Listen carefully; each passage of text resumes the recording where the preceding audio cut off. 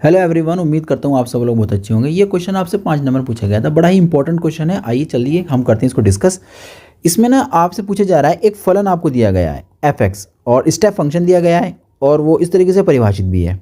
x बराबर 2 पर हमें उसकी सततता और अवकलनीयता यानी कंटिन्यूटी एंड डिफरेंशिएबिलिटी हमें जाँच करनी है कि वो है या नहीं है। बहुत आसान क्वेश्चन है और इम्पॉर्टेंट भी बहुत क्वेश्चन है ये। चलिए डिस्कस करते हैं। सबसे पहले हम जो है ना फंक्शन को लिख लेते हैं अपने। गिवन फंक्शन कह दो या गिवन दैट गिवन फंक्शन दिया है हमें f(x) बराबर स्टेप फंक्शन है। x - 2 का मॉड्यूलेशन ऊपर दे रखा है और x - 2 ही नीचे दे रखा है और ये कहता है जब x नॉट इक्वल टू 2 आए। ओके, यहाँ 2 होना चाहिए था। और कहता है 0 आएगा जब x इक्वल टू 2 हो। ठीक है, ये क्वेश्चन हमें दिया गया है और हमें x बराबर 2 पर ही चेक करना है। ठीक है, x बराबर 2 पर तो हम पहले चेक कर लेते हैं कंटिन्यूटी। ठीक है, यानी कि डिफरेंशिएबिलिटी हम करेंगे उसके बाद। तो सततता के लिए यानी कंटिन्यूटी के लिए हमें काम करना है। इसके लिए सबसे पहले हमें चेक करना होता है, जिस पॉइंट पर कंटिन्यूटी चेक करनी होती है उस पॉइंट पर वैल्यू ऑफ द फंक्शन। तो x बराबर 2 होने पर फंक्शन की वैल्यू हमारे पास है 0। एक पार्ट तो ये हुआ इसका। सेकंड, लेफ्ट हैंड लिमिट हम लोग निकालेंगे। तो लेफ्ट हैंड लिमिट निकालेंगे तो 2 पर निकालना है ना, तो 2 - 0 is equal to limit h tends to 0 और फंक्शन में 2 - h। तो यहाँ पर जो फंक्शन बनेगा ना 2 - h मतलब 2 से कुछ कम। हमारे पास जो फंक्शन डिवाइड है वो दो पार्ट में डिवाइड है। एक कह रहा है x बराबर 2 होना चाहिए, एक 2 नहीं होना चाहिए। तो ये जो रिजल्ट अंदर का हमें दिखाई दे रहा है ना, इतना x - 2, ये 2 तो नहीं है, 2 से कम है। तो वो 2 से कम है, इसका मतलब 2 नहीं है, तो हमें लेना है ऊपर वाला फंक्शन। ठीक है,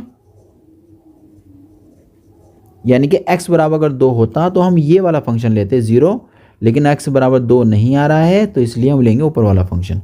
तो ऊपर वाले फंक्शन में क्या करना होगा, जहाँ जहाँ x है वहाँ 2 - के h रखना होगा। तो यहाँ पर हम लोग क्या रखेंगे, 2 - h और माइनस का 2 और मोड के अंदर नीचे 2 - h और माइनस का 2। ठीक है, यहाँ जो x था उसकी जगह रखना है 2 - h। तो ये -2 बाद में आ जाएगा, -2 बाद में आ गया, ये दोनों कैंसिल आउट, अंदर भी कैंसिल आउट हो जाएंगे।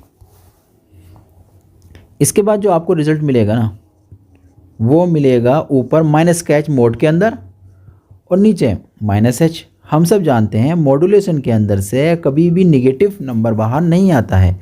तो ऊपर से तो आ जाएगा h, नीचे आ जाएगा -h और ये दोनों कैंसिल आउट हो जाएंगे। तो कैंसिल आउट होने के बाद आपको रिजल्ट मिलेगा लिमिट के अंदर लिमिट h टेंस टू 0 पर -1। जैसे ही आप लिमिट पुट करेंगे h की जगह 0 रखेंगे तो आपको मिलेगा -1, क्योंकि यहाँ तो h है ही नहीं। जब h नहीं है तो वैल्यू हमारे पास ऐसी ही आ जाती है। ओके, अब निकालते हैं राइट हैंड यानी कि राइट हैंड लिमिट।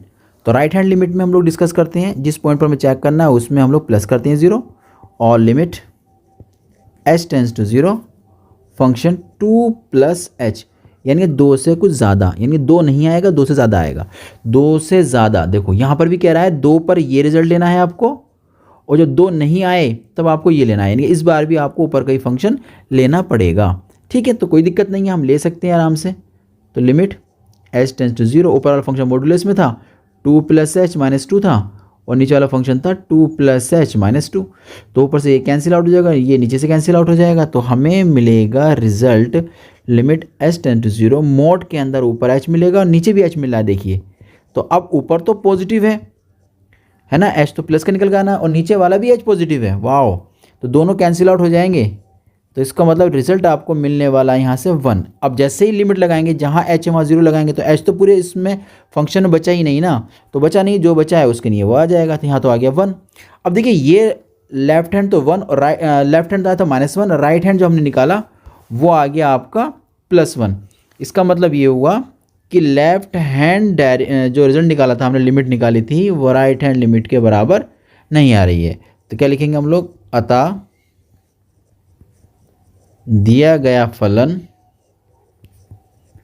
x बराबर 2 पर संतत नहीं है। सतत भी लिख सकते हैं, संतत भी लिख सकते हैं, नहीं है। अब बस मेन पॉइंट इसका अब आएगा, याद रखिए। इस बात को मैं लिख देता हूँ, समझाने से अच्छा है कि मैं आपको लिख के दे दूँ। जो फलन सतत नहीं, संतत लिख दो चाहे, संतत नहीं होता या सतत नहीं होता है वो अवकलनीय भी नहीं होता है। याद रखिएगा इस बात को। इसका मतलब जो फंक्शन दिया गया है, अतः दिया गया फलन f(x) जो था x बराबर 2 पर ना तो सतत है और ना ही अवकलनीय है, नहीं अवकलनीय है। तो उम्मीद करते हैं क्वेश्चन आपकी समझ में आ गया होगा। हम लोग मिलते हैं नए क्वेश्चन के साथ।